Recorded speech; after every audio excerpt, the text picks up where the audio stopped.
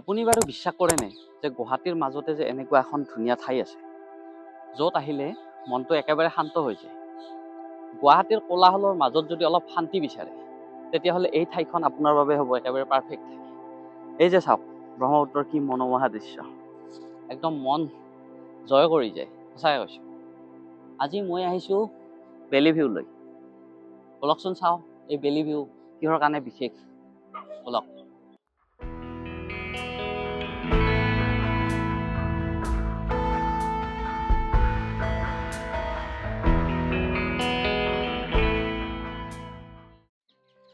স্থানীয় লোকৰ মতে এই ঠাইত আগতে এখন পুৰণি বেলেভু নামৰ এখন হোটেল আছিল আৰু ক্ৰমান্বয়ে সেই ঠাইখনৰ সেই হোটেলখনৰ নাম অনুসৰি এই ঠাইখনক বেলেভু বুলি কয় আৰু লাহে লাহে বেলেভু গৈ গৈ গৈ বেলেভিউ হ'ল আৰু তাৰপিছত ক্ৰমান্বয়ে বেলি ভিউ হ'ল আৰু এতিয়াতো কিছুমানে ভেলি ভিউ বুলিও কয় এই ঠাইখিনি।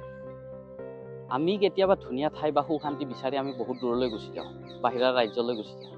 তো মানে এনেকুৱা ঠাইত আহিলে এটা কথা অনুভৱ হয় যে সুশান্তি বা ধুনীয়া ঠাই আমাৰ চহৰতো আছে বা আমাৰ কাষতো থাকিব পাৰে।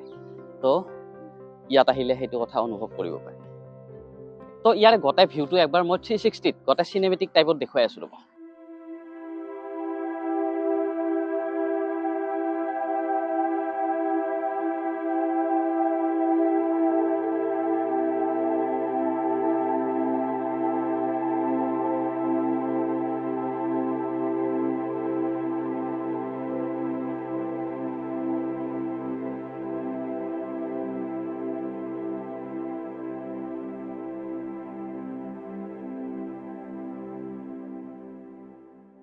এইখিনি ঠাইত তাৰমানে ৰাতিপুৱা খোজকাঢ়া মানুহ চাওক কিমান মানুহ, আৰু যিয়ে মানে স্কুটি হওক গাড়ী লৈ অহা হওক মানে ইয়াত ৰখিব এবাৰ, ৰখি মানে ফটো মাৰে। তো বহুত মানুহ থাকে, খোজকাঢ়া মানুহ দেখা পাইছে, এনেকৈ অহা যোৱা কৰি আছে। তো আহে মানে ইয়াত অলপ বহে আৰু গুচি যায়। তো ইয়াতে মানে ৰাতিপুৱা আৰু সন্ধিয়া যেতিয়া সূৰ্য অস্ত হয় মানে এইফালৰ পৰা বেলিটো ধুনীয়াকৈ দেখা যায়। তো ইয়াতে তেতিয়া মানুহ লাইন হৈ থাকে বহা, মানে ধুনীয়া টাইম পাছ কৰিব পাৰি ইয়াতে। মানে সন্ধিয়া সময় আৰু মজা লাগে। আৰু এই বেলি ভিউ ঠাইখিনি ক'ত আছে হয়তো বহুতে নাজানে। এইখন আছে উজান বজাৰ, যিখন পাৰ্কখন আছে নতুন পাৰ্কখন, এই অলপমান দেখাই পায়। তো এই পাৰ্কখন পাৰ হৈ আহিব লাগিব অলপ দূৰ, আহি এটা আপ আছে, আপটো উঠি আহিয়ে পাব ইয়াত। আৰু আগত আছে ৰাজভৱনটো। তো এইখিনি ইয়াৰ মাজতে আছে এই ধুনীয়া ঠাইখিনি। তো আপুনি আহিব পাৰে এবাৰ যদি গুৱাহাটী চহৰৰ ভিতৰতে। মানে ইয়াত বহি থাকিলে এনেকুৱা নালাগে যে ইয়াৰ তলত এখন গাঁও আছে। তো সঁচাকৈ কৈছোঁ, ইয়াৰ তলত মানে এটা ৰাস্তা আছে, সৰু ৰাস্তা চাওক, আৰু তলত এখন গাঁও আছে। তাৰমানে বহুত মানে এনেকৈ কি কয় সৰু সৰু জুপুৰি টাইপ ঘৰ আছে এনেকৈ তলত। এয়া কিন্তু ব্ৰহ্মপুত্ৰৰ কাষত, এই ব্ৰহ্মপুত্ৰ পানী দেখিছে ন ওচৰতে। তো নাজানো কেনেকৈ থাকে এইবিলাক মানুহ, মানে যেতিয়া বানপানী হয় তেতিয়া ৰিক্সি হ'ব চাগে জীৱনটো অলপ। এয়া গাঁও আছে তলত, গাঁওখন ধুনীয়াই হ'ব চাগে যিহেতু ব্ৰহ্মপুত্ৰৰ পাৰত। কেতিয়াবা যাম মই গাঁওখন চাম। এইফালে মানে এই পাইপডালৰ কাষেদি ৰাস্তা এটা আছে এনেকৈ নামি যোৱা। তো এই ৰাস্তাটোৰে নামি গ'লে পায়, ইয়াতে সৰু সৰু দোকানো আছে কিছুমান। তো এইটো ৰাস্তাৰে যাব লাগে সেনেকৈ গাঁওখন।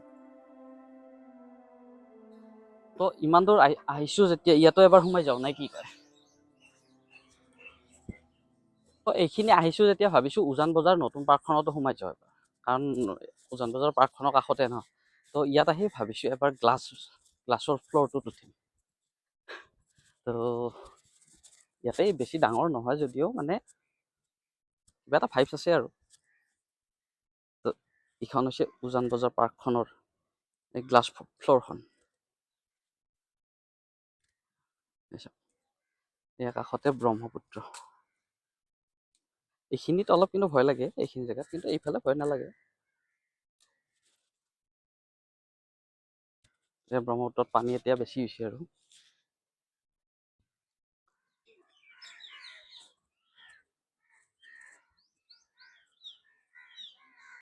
তো সেয়াই আৰু। তো ভিডিঅ'টো কেনেকুৱা লাগিল জনাব। তো লগ পাম এটা নেক্সট ধুনীয়া ভিডিঅ'ত। তো আজিলৈ বাই বাই।